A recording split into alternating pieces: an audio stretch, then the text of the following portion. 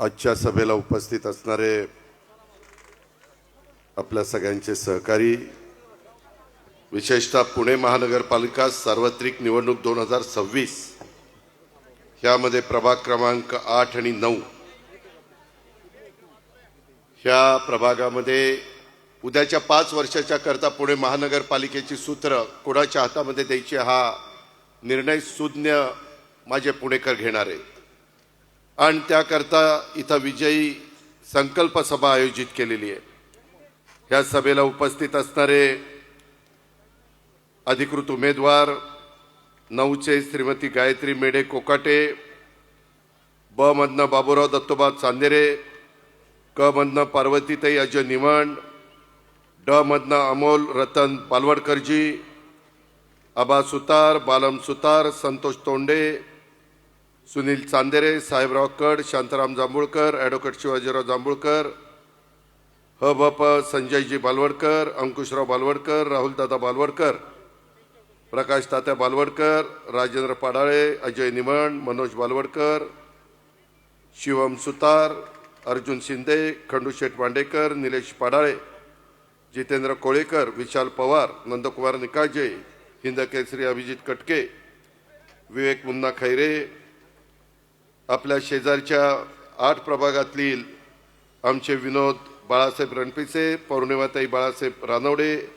अर्चनाताई मधुकर मुसळे, प्रकाश ज्ञानोबा ढोरे, तसंच त्या प्रभागातील उपस्थित असणारे आमचे बाळासाहेब रानवडे, दिलीपराव रानवडे, शहाजीराव रानवडे, मधुकरराव मुसळे, वीरेंद्र रानवडे, अमृता रानवडे, सुमित कलापुरे, योगेश पवार, हरुण सदा, राजेंद्र जुनवणे, संदीप गायकवाड, सर्व या दोन्ही प्रभागातील जमलेले माझे मतदार बंधू भगिनी, पत्रकार मित्र आणि माझ्या तरुण मित्रांनो, गेल्या 35 वर्षाच्या राजकीय जीवनामध्ये मी अनेक निवडणुका लढलोय।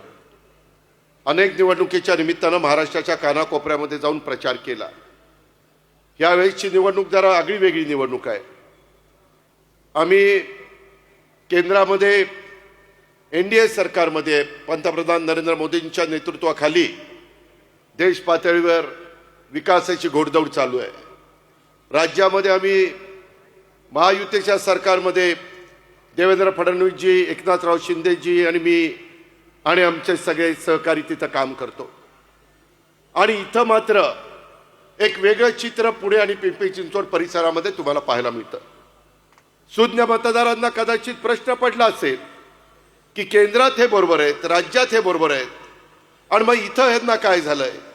मित्रांनो, मी आपल्याला स्पष्ट सांगतो, मागं महाविकास आघाडीचं सरकार राज्यात होतं, काँग्रेस राष्ट्रवादी सरकारमध्ये होतं, त्यामध्ये केंद्रामध्ये देखील काँग्रेसचं सरकार होतं, युपीएचं, तिथं डॉक्टर मनमोहन सिंगजी होते, इकडं वेगवेगळे विलासराव देशमुख, सुशीलकुमार शिंदे, पृथ्वीराज चव्हाण, अशोकराव चव्हाण हे सगळे मान्यवर होते।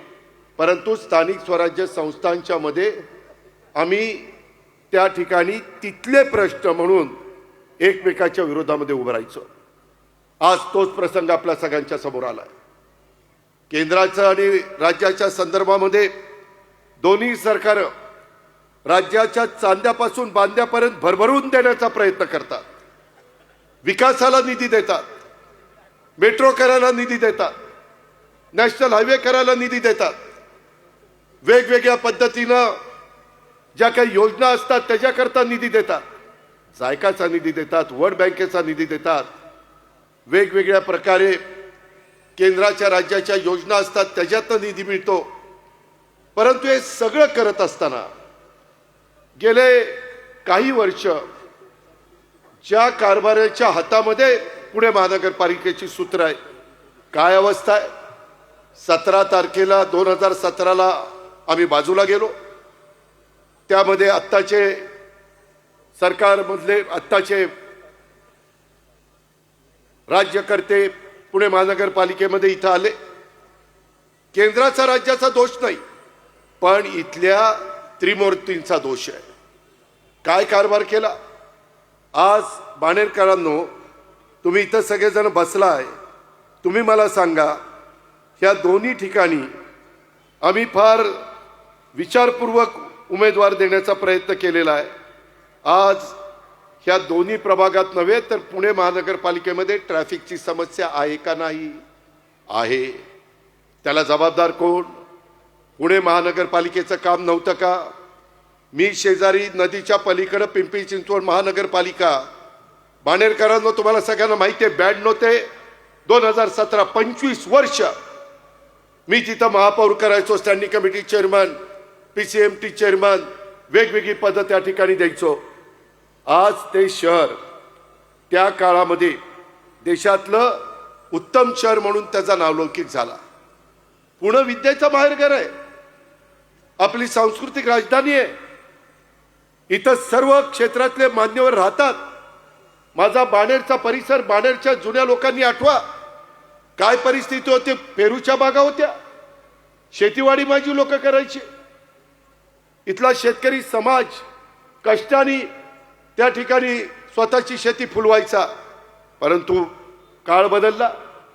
तिथं आपण स्पर्धा घेतल्या म्हाळुंगे बालेवाडीमध्ये आणि त्याच्यानंतर इथला सगळा परिसर बदलत गेला. टॉवर झाले, उंच उंच इमारती झाल्या. पाण्याचं काय? आज वरसगाव, पानशेत, खडकवासला, टेमघर त्याचं पाणी आपण देतो. तुम्हाला मी सांगतो बाणेरकरांनो, मी ज्यावेळेस राजकारणात आलो ना, पुणेकर 5 TMC पाणी प्यायचे. ही गोष्ट 1990-92ची आणि आत्ता पुण्याला आपल्याला 22 TMC पाणी द्यावं लागतं. 22. आज टँकर कसे वाढलेत? कोण जबाबदार आहे? सोसायट्यांचं आत्ता मला निवेदन दिलेलं आहे. सोसायटीचे माझे सहकारी इथं आलेले होते.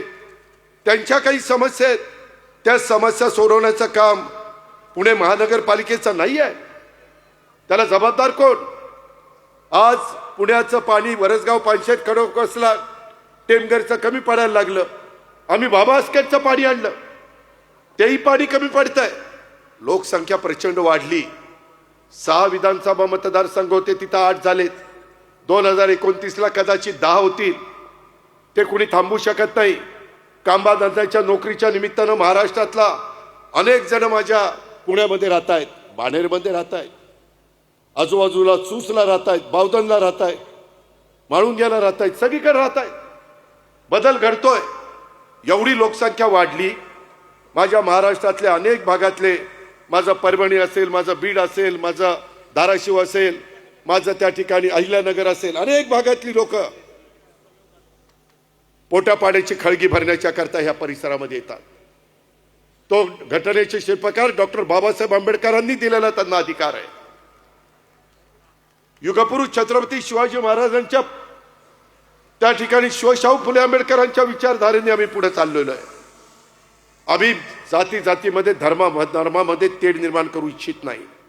सगळा समाज आपला आहे. युगपुरुष छत्रपती शिवाजी महाराजांनी हिंदवी स्वराज्याची स्थापना करत असताना 18 पगड जाती 12 बलुतेदारांना बरोबर घेऊन हिंदवी स्वराज्याची स्थापना केली. हा इतिहास कोणी विसरू शकत नाही.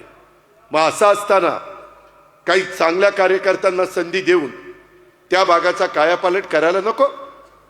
याच्यामध्ये मगाशी मी त्या अमोल बालवडकरचं भाषण ऐकत होतो. काय चूक आहे त्यांची? उद्याच्याला एखाद्या कार्यकर्त्यांनी एखादी मागणी केली आणि ती आपल्याला देता आली नाही तर 4 गोष्टी समजून सांगता येतात. शेवटपर्यंत तुम्ही त्यांना खिळवत ठेवता. तुम्ही त्यांना नीटपणे उत्तर देऊ शकत नाही. अरे त्यांनी जीवाचं राज केलं पक्ष वाढवण्याच्या करता आणि तुम्ही मात्र त्यांना अशा पद्धतीने खड्यासारखं बाजूला टाकता. ही महाराष्ट्राची संस्कृती नाहीये. हा महाराष्ट्राचा इतिहास नाहीये. इथं माझ्या लाडक्या बहिणी बसल्यात. मला तुमच्याबद्दल अभिमान आहे. आज बहिणी देखील ह्या 2 भावांच्या मागे मजबूतीने उभ्या आहेत, बाबूराव आणि आमच्या अमोलच्या. आज आम्ही 2 बहिणींना उमेदवारी दिली, गायत्री आणि पार्वतीताईंना. आज ते तुमचं व्यवस्थित प्रतिनिधित्व करतील. आज तुमच्या माझ्या भागातल्या ट्रॅफिकची समस्या, बाणेर रोडला ट्रॅफिकची समस्या आहे, पुणे सातारा रोडला हायवेला ट्रॅफिकची समस्या आहे, सर्व्हिस रोड बाणेर ते बावधन रोड, म्हाळुंगे, सूस इथे निर्माण झालेली आहे. ती समस्या आपल्याला सोडवायची आहे. बालेवाडीमध्ये हायस्ट्रीट येथे बंद इंग्रजी माध्यमिक शाळा PMC चालवणार. कुणी प्रायव्हेट संस्थेच्या घशात घालण्याचा प्रयत्न करतो का? गोरगरिबांची मुलं शिकू नये. मी देखील पिंपरी चिंचवडला कॉर्पोरेशनच्या महानगरपालिकेच्या शाळा त्या सीबीएसई स्कूल तिथं सुरू केलं.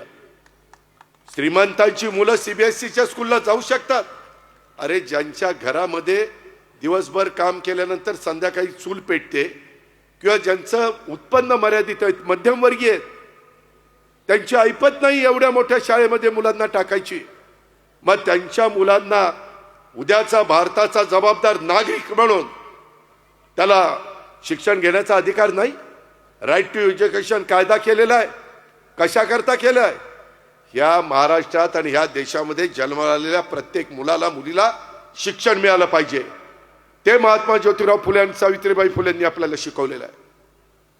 पुण्यश्लोक अहिल्यादेवी होळकरांनी आपल्याला कशा पद्धतीनं समाजाचं भलं करायचं असतं, बारव बांधायचे असतात, विहिरी बांधायच्या असतात, घाट बांधायचे असतात, देवळं बांधायची असतात, तो इतिहास त्यांचा आपल्या सगळ्यांच्या समोर आहे. मौलाना आझादांनी देशाला स्वातंत्र्य कसं मिळवायचं ते शिकवलंय. शाहीर अण्णाभाऊ साठेंनी शायरीच्या माध्यमातून संयुक्त महाराष्ट्राचा लढा आणि इतर गोष्टीला चालना देण्याचं काम त्या ठिकाणी केलं. संयुक्त महाराष्ट्राचा लढा नंतर झाला, पण त्यांच्या शाहिरीनं संपूर्ण महाराष्ट्र पेटून उठला. हे अण्णाभाऊ साठे त्या ठिकाणी होते. ह्या गोष्टीचा विचार करा. त्याच्यामध्ये सर्वांना तिथं राजमाता जिजाऊ, शिवबाला जन्म दिला त्या राजमाता जिजाऊ, रमाई माता, किती नावं घेऊ, अशी माणसं, स्वराज्य रक्षक छत्रपती संभाजी महाराज, जे आयुष्यामध्ये एक देखील लढाई हरली नाही असा राजा परत पृथ्वीतलावर होणं शक्य नाही, ते छत्रपती संभाजी महाराज. नंतर घात आपल्या घरातल्या माणसांनी केला हे आपण इतिहासामध्ये किंवा छावा चित्रपटामध्ये बघितलेलं. मित्रांनो, जरूर 21व्या शतकामध्ये आपण गेलोय. IT चं युग आहे, बायोटेक्नॉलॉजीचं युग आहे, इन्फॉर्मेशन टेक्नॉलॉजीचं युग आहे, AI चं युग आलंय, कृत्रिम बुद्धिमत्ता, ते मुलांना शिकवलं पाहिजे. मध्ये आम्ही 270 कोटी रुपयाचा एक प्रकल्प टाटाशी चर्चा करून 220 कोटी रुपये टाटाने घातलेत, 50 कोटी रुपये आपण घातलेत. CIIITचं काम बाणेरच्या परिसरामध्ये चाललेलं. कशा करता?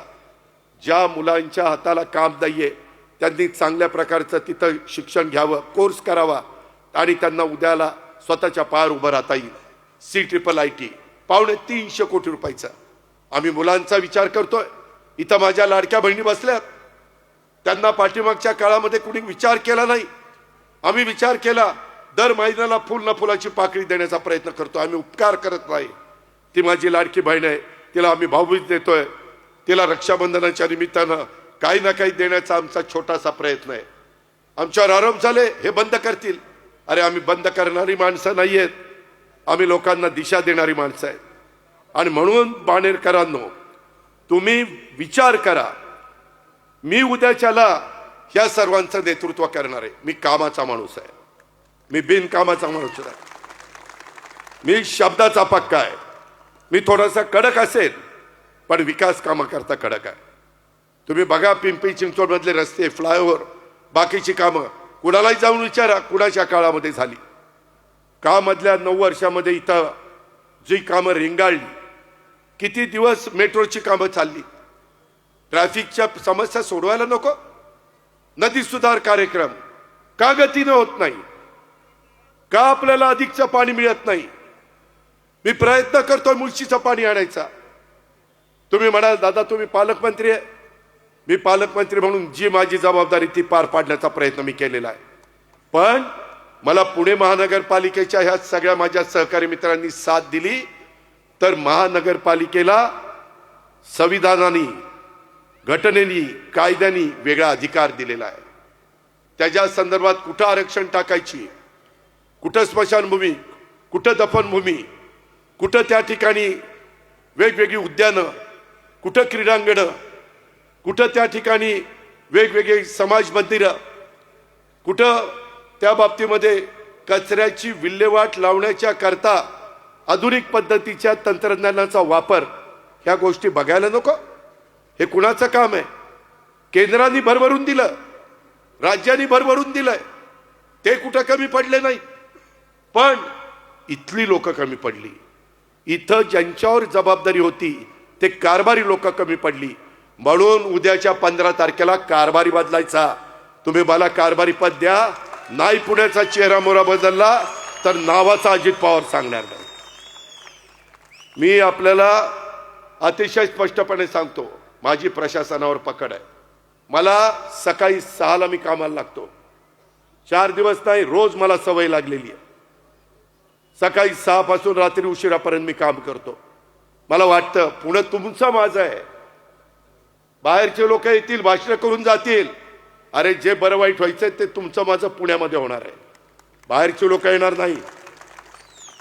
आपली माणसं ओळखा, आपली माणसं पहा. आणि ह्या पद्धतीनं मागच्या काळामध्ये बाबूरावांनी, अमोलजींनी ह्या भागामध्ये चांगल्या प्रकारची कामं करून दाखवली. आता अमोलनी मला फिल्म दाखवली, त्याच्यामध्ये हॉस्पिटल.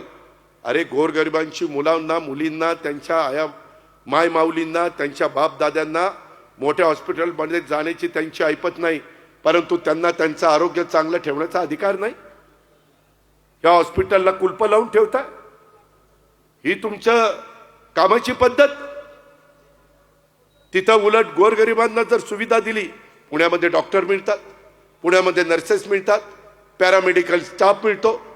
आज पुणेकरांनो, बाणेरकरांनो, ह्या सगळ्या प्रभागातल्या माझ्या सहकाऱ्यांनो, तुम्हाला माहिती आहे आपल्या पुण्या शहराची स्वच्छता करण्याच्या करता 12,350 लोक काम करतात. किती? 12,350.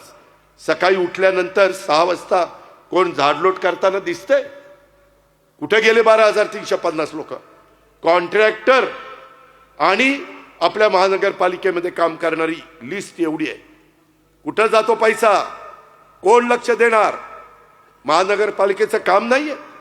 15 गाड्या ऑटोमॅटिक रस्ता साफ करणारे आपल्याकडे काय करतात गाड्या? जवळपास 111 छोटे मशीन. ते सिरम इन्स्टिट्यूट आहे, त्यांच्या आदर पुनावालांनी दिले. ते असं सक करतंय, कचरा सक करतंय. कुठे गेली 111? कचरा कसा दिसतोय? वेगवेगळ्या भागामध्ये कुठं कचरा दिसतोय? का कचरा उचलला जात नाही?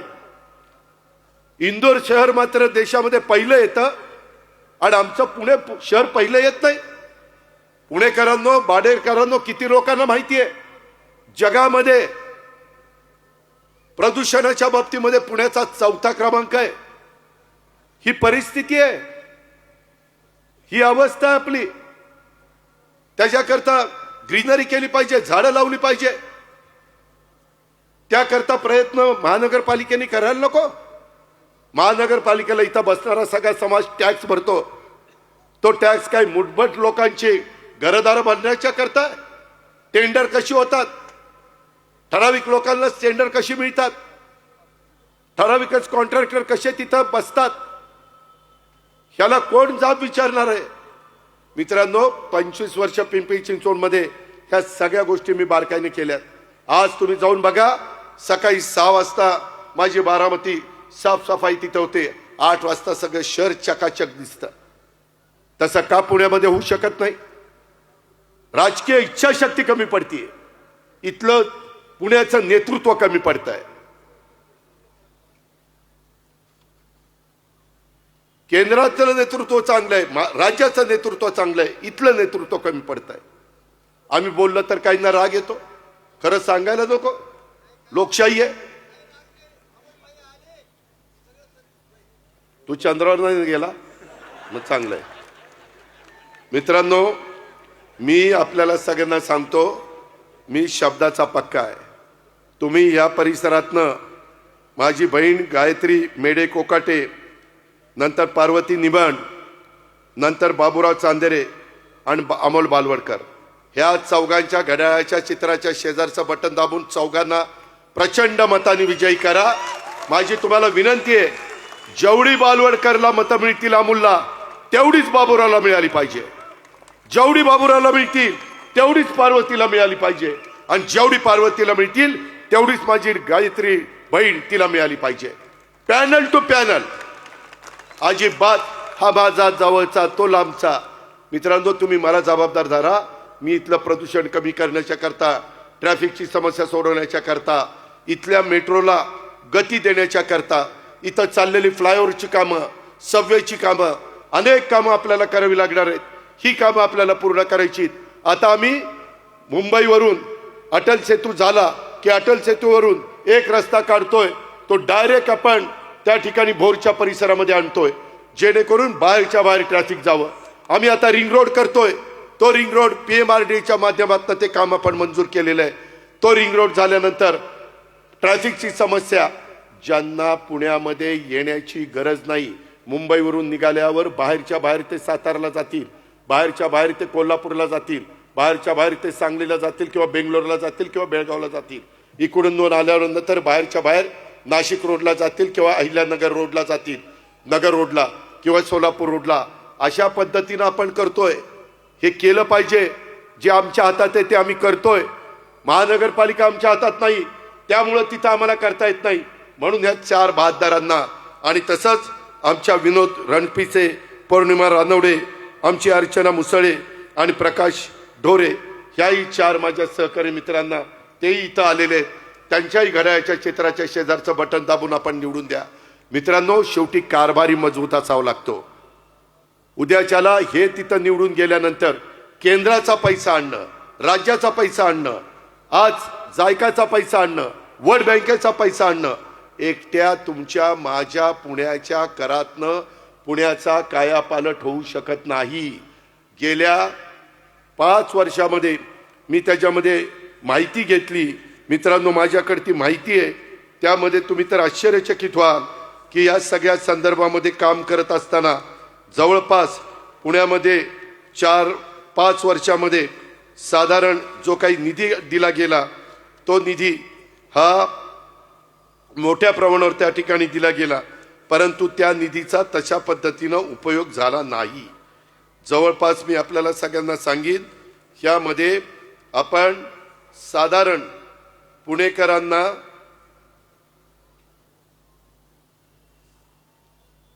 जो काही निधी दिला गेला तो साधारण 1130 कोटी रुपये. पुण्यातले रस्ते करायचे आणि निधीची कमतरता आहे का? साधारण 1384 किलोमीटर पैकी फक्त 425 किलोमीटर रस्ते पूर्ण झालेत. पुणेकरांनो, बाणेरकरांनो, नीट ऐका. 1130 कोटी 5 वर्षामध्ये तरतूद केली गेली. महानगरपालिकेने फक्त 658 कोटी खर्च केले. निम्मे पैसेच खर्च केले नाही का? पैसे खर्च केले असते तर खड्डे बुजलेले असते, पुणेकरांची त्या ठिकाणी माना मोडायच्या राहिल्या नसत्या. पुणे खाच खळग्यामध्ये गेलं, ह्याला जबाबदार कोण? का तुम्ही पैसे खर्च केले नाही? पैसे असताना तुम्ही पैसे खर्च करू शकत नाही. नियोजन शून्य कारभार, त्यामुळे हे घडलं. त्याच्यामध्ये टॉम ट्रॅफिक सर्वे झाला. जगातील 501 शहरांचा अभ्यास केला. ट्रॅफिकची अत्यंत खराब अवस्था असणाऱ्या शहरांच्या मध्ये पुण्याचा 4था क्रमांक लागतो. ही अवस्था कुणी आणली? महानगरपालिका जबाबदार नाही. त्याच्यामध्ये मी जसं तिथं सबवे केले, डबल फ्लायओव्हर केले का? तर पिंपरी चिंचवड महानगरपालिका 25 वर्ष माझ्या ताब्यामध्ये होती. गेल्या 8 वर्षामध्ये 73,000 कोटी, 9 वर्षामध्ये 73,000 कोटी रुपये पालिकेने खर्च केले. परंतु कोणती कामं दिसतात? अरे पाऊण लाख कोटी रुपये खर्च झाले 9 वर्षात. तरी देखील पुणेकरांना इथून कुठे जायचं म्हटलं तर प्रवासाला किती वेळ लागतो, किती ट्रॅफिक जाम होतं. शाळेतली मुलं, कॉलेजमधली मुलं, कामाला जाणारी, माझे नोकरदार सगळे वैतागून जातात. मित्रांनो, एवढंच नाही, पाणी पुरवठ्याच्या बद्दल आज पुणेकरांना रोज पाणी मिळत नाही. कितीतरी ठिकाणी टँकर चाललेले. हे का आत्ताच मला निवेदन दिलं, सुस रोड बाणेर विकास मंच नागरी वस्तीतील दुर्गंधी आणि प्रदूषणास कारणीभूत राहणारा गार्बेज प्लांट हटवण्याबाबत आणि प्रलंबित मागण्यांची त्वरित निर्णय साखळ्यात घातलेला आहे. मित्रांनो, मी तुम्हाला खात्री देतो, बाणेरकरांनो, तुम्ही माझे घड्याळाचं चित्र, काही ठिकाणी तुतारीचे चित्र घेऊन उमेदवार उभे आहेत. आम्ही अनेक जण त्या ठिकाणी उमेदवार दिलेले आहेत, त्यांना तुम्ही निवडून द्या. मी ह्या कचऱ्याच्या संदर्भातला निर्णय घेऊन दाखवतो. तो कचरा तिथनं दुसरीकडं जिथं लोकांना त्रास होणार नाही अशा ठिकाणी ह्या गार्बेज प्लांट हलवण्याचं काम, हे हटवण्याचं काम देखील मी त्या ठिकाणी करीन. पाणी पुरवठा समान पाणी पुरवठा योजना, त्याच्यामध्ये 2,818 कोटी रुपयाला मंजुरी दिली. 10 वर्षात 82 टाक्यापैकी फक्त 60 टाक्या झाल्यात. त्याच्यामध्ये अनेक मीटर बसवली गेली नाही. ह्याला जबाबदार कोण? का नाही झालं काम? मित्रांनो, आढावा घ्यावा लागतो. तुम्हाला आठवत आहे का, करोना आला तेव्हा दर आठवड्याला मी पुण्यामध्ये काउन्सिल हॉलला बसायचो आणि सकाळपासून त्या ठिकाणी अधिकाऱ्यांना बोलवायचो. तिथं जम्बो हॉस्पिटलला कुठं काही अडचण आहे का, बेड कमी पडतायत का, त्याच्यामध्ये व्हेंटिलेटर नाही आहेत का, त्याच्यामध्ये ॲम्ब्युलन्स नाही आहेत का, डॉक्टर कमी पडतायत का, वॅक्सिन कमी पडतंय का, रेमडेसिवीर इंजेक्शन कमी पडतंय का, काय कमी पडतंय ते सांगा, आम्ही द्यायला तयार आहोत. त्याच्यामध्ये ऑक्सिजन काही काही ठिकाणी तर मला फोन यायचे रात्री 2-2 वाजता, दादा आम्हाला ऑक्सिजन पाठवून द्या, ऑक्सिजन नाही आला तर माणसांना काय द्यायचं आम्हाला कळणार नाही. त्यावेळेस जनतेला कळलं की ऑक्सिजन देखील अशा पद्धतीनं माणसं आजारी पडल्यावर माणसांना द्यावा लागतो. त्यावेळेस सगळ्या गोष्टी आम्ही केल्या. जबाबदारी पडल्यानंतर आम्ही कुठं कमी पडत नाही, हे मला लाडक्या बहिणींना सांगायचं आहे. भावनिक होऊन नका, माझी तुम्हाला विनंती आहे. जो अपमान अमोलचा केलाय त्या अपमानाचा बदला उद्याच्या 15 तारखेला आपल्याला घ्यायचा आहे. शेवटी जनता जनार्दन सर्वस्व आहे. अरे आम्ही हाडामासासारखी माणसं आहेत. जोपर्यंत समाज आमच्या पाठीशी आहे तोपर्यंत आम्हाला विचारणार आहे. समाज नसल्यावर आम्हाला कुत्रं तरी विचारेल का? विचारेल का? नाही. तरी काही काहींच्या डोक्यामध्ये सत्ता जाती. ती सत्ता महानगरपालिकेच्या निमित्तानं पुण्यातल्या काही मुठभर लोकांच्या डोक्यामध्ये गेलेली आहे. ती आपल्याला बाहेर काढायची आहे. त्याकरता आपल्याला बदल करायचा आहे. त्याकरता केंद्राची मदत, राज्याची मदत आपल्याला घ्यायची. त्याही वेळेस इथं राष्ट्रवादीची सत्ता होती. मी अनेकांना महापौर केलं. पिंपरी चिंचवडला होती. केंद्रात काँग्रेसचे पंतप्रधान होते, राज्यामध्ये काँग्रेसचे पंतप्रधान होते. परंतु विकास कामाला तर सगळे मदत करतात. उद्याच्याला ते कदाचित कुणी सांगतील समोरचे लोक की बाबा तिथं केंद्रात राज्यात आम्ही आहेत म्हणून इथं पाहिजे. अरे केंद्रात राज्यात आहेत, चांगली लोक आहेत, परंतु इथली लोक चांगली नाही. त्याला करायचं काय? तर त्याला बदल करायचा आहे. त्याला आपल्याला यांना घड्याळ्याच्या चित्राच्या शेजारचं बटन दाबून उद्याच्याला विजयी करायचं आहे. ह्या पद्धतीनं दबावाला घाबरू नका. मला काल का परवा बाबूरावचा रात्री 2:30ला फोन. अरे म्हणलं काय झालं? आणि म्हणले आम्हाला पोलीस स्टेशनला नेलं. अरे म्हणलं काय बिघडलं काय? मित्रांनो, असं नाही, लोकशाही आहे. मी माझी भूमिका मांडेल, अमोल मांडेल, बाबूराव मांडेल, ते पण मांडतील. तुम्ही दोघांचा ऐका ना, तो तुमचा अधिकार आहे. जनता जनार्दन सर्वस्व आहे. तुमच्या प्रत्येकाच्या मताला किंमत आहे आणि ते पवित्र मत उद्याच्या 15 तारखेला माझ्या 8 उमेदवारांना पाहिजे. ती विनंती करण्याच्या करता मी तुमच्या समोर आलेलो आहे. मला या राज्याने भरभरून दिलंय, पण मला वाटतं की बाबा आपलं शहर हे देशामध्ये अतिशय वरच्या क्रमांकाचं पुणे शहर झालं पाहिजे. पुणे शहरामध्ये सगळ्या गोष्टी आहेत, परंतु पुणेकरांना खड्ड्याला सामोरं जावं लागतं. पुणेकरांना रहदारीला सामोरं जावं लागतं. पुणेकरांना कचऱ्याच्या घाणीला सामोरं जावं लागतं. पुणेकरांना व्यवस्थितपणे मुबलक पाणी. अरे धरणं उशाशी आहेत ना, तरी पुणेकर त्या ठिकाणी ताणलेले. धरणं मात्र उशाला आहेच ना. म्हणून मी म्हणतोय की मुळशीचं पाणी आपल्याला आणायचंय. काय माझी चूक आहे? आम्ही टाटाला सांगतोय, कंपनीला, की बाबा पूर्वी आपल्याला पाणी एवढं लागत नव्हतं, लोकसंख्या कमी होती, आता लोकसंख्या वाढली. अहो देशाला स्वातंत्र्य मिळालं 35 कोटी होतो, आता 140 कोटी झालो, चौपट. त्याच्यात आपला हात जगात कुणी धरणार नाही. घास नाही घास. मग त्यांना पाणी द्यायला नको, रस्ते द्यायला नको, त्याच्यामध्ये कचऱ्याची विल्हेवाट लावण्याच्या करता नवीन टेक्नॉलॉजी आणायला नको. ह्या गोष्टी आपल्याला या निमित्तानं करायच्या.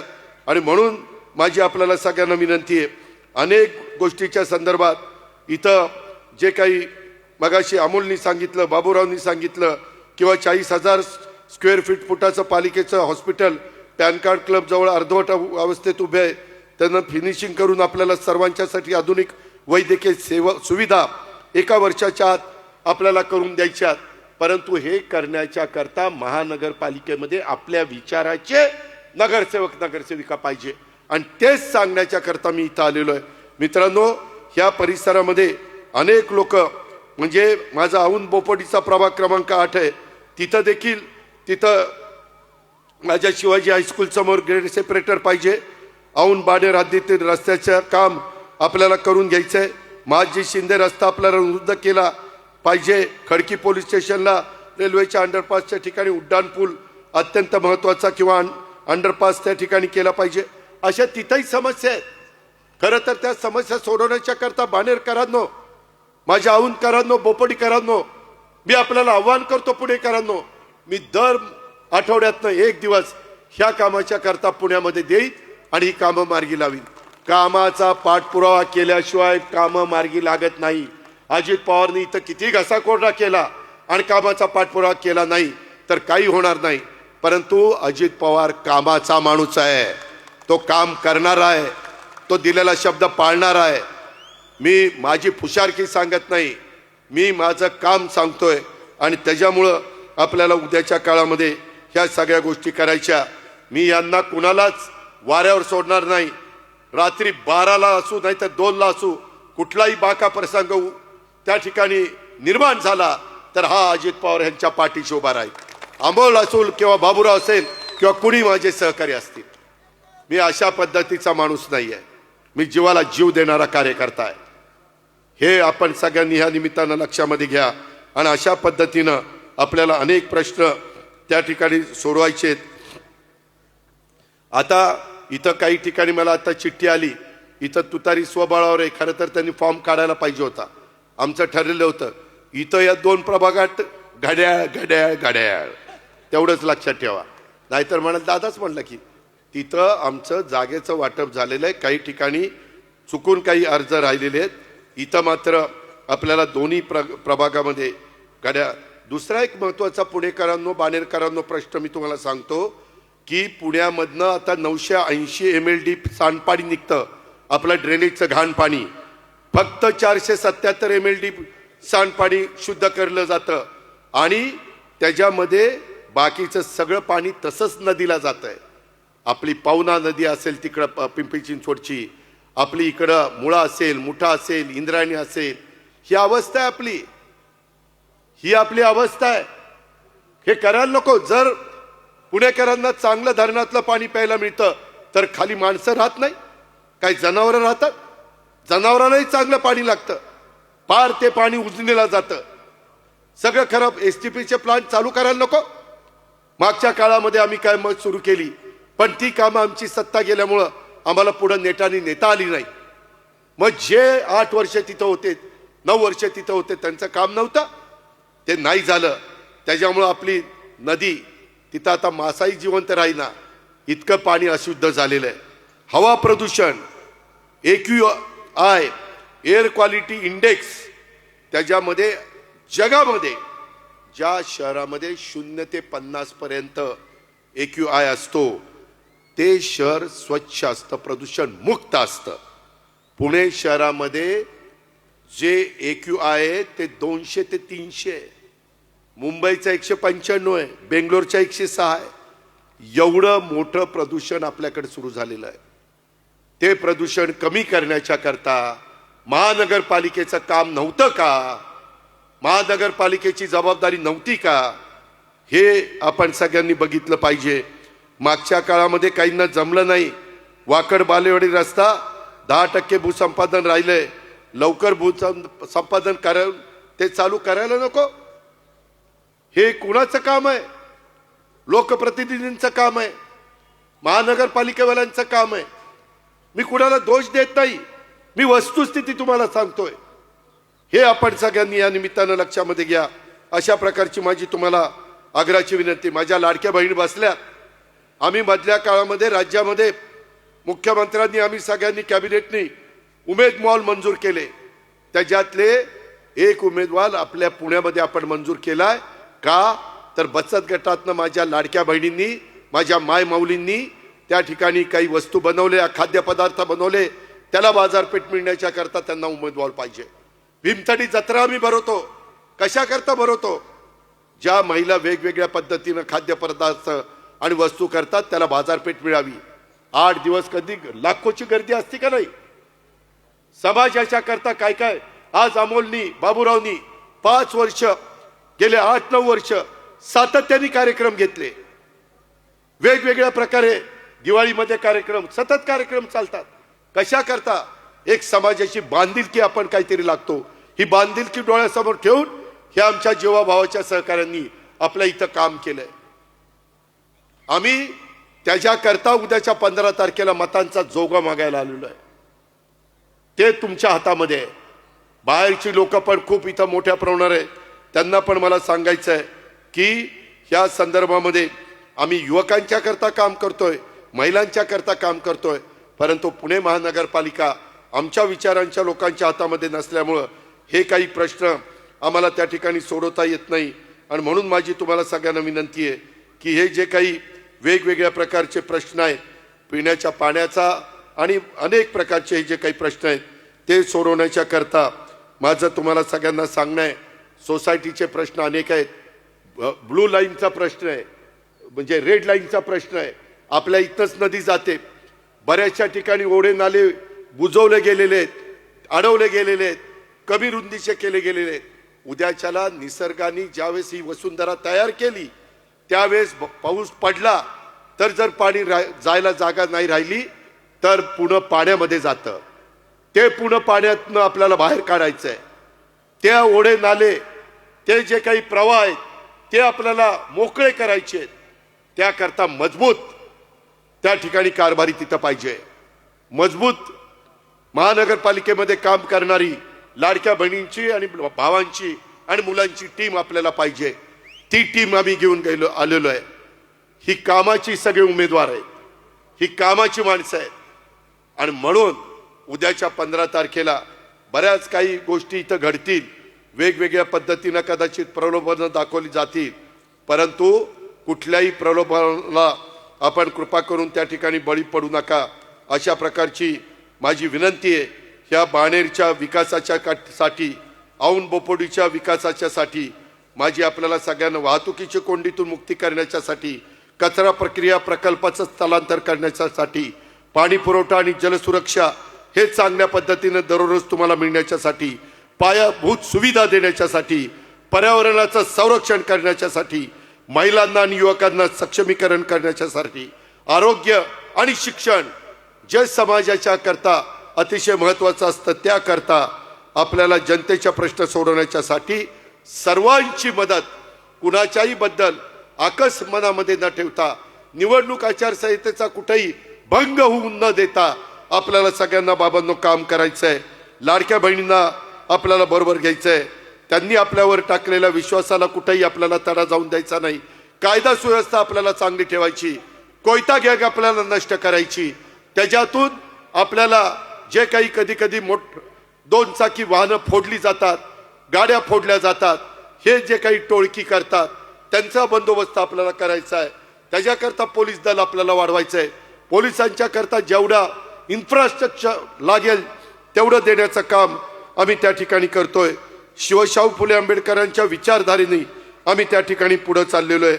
सर्व घटकांना सोबत घेऊन सर्व जाती, धर्म, पंथ, प्रांत, भाषांच्या नागरिकांना आपल्याला पुढे न्यायचं आहे. इथं सगळ्या जाती धर्माचे लोक गुण्यागोविंदाने राहतात.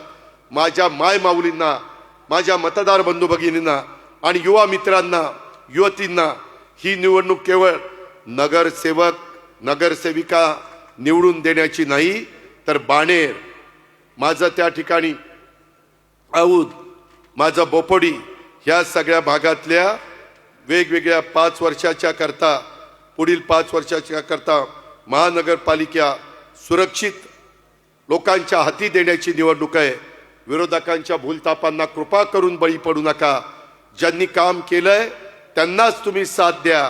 ते काम अमोलनी केलेलं आहे, ते काम बाबूरावनी केलेलं आहे, ते काम माझ्या बाकीच्या सगळ्या जीवाभावाच्या सहकार्यांनी केलेलं आहे. आणि म्हणून त्यांना साथ द्या. त्यांच्याबरोबर माझ्या लाडक्या बहिणींना साथ द्या. त्याचबरोबर पलीकडच्या बाजूला माझ्या सहकारी त्या ठिकाणी प्रकाश डोरे असतील, माझे विनोद रणपिसे असतील किंवा आमच्या रानवडेताई असतील, मुसळेताई असतील, त्यांना त्या ठिकाणी साथ देण्याचं काम आपण सगळ्यांनी करा. मी आपल्याला खात्री देतो की आपण ह्या पद्धतीनं काम जर केलं तर ह्या प्रभाग क्रमांक 8 आणि 9 ह्या दोन्ही प्रभागाचा चेहरा मोहरा बदलण्याच्या करता नव्हे तर संपूर्ण पुणे शहराचा चेहरा मोहरा बदलण्याच्या करता आम्ही कुठं कमी पडणार नाही. हा बदलून दाखवू, त्याकरता आम्ही स्वस्थ बसणार नाही.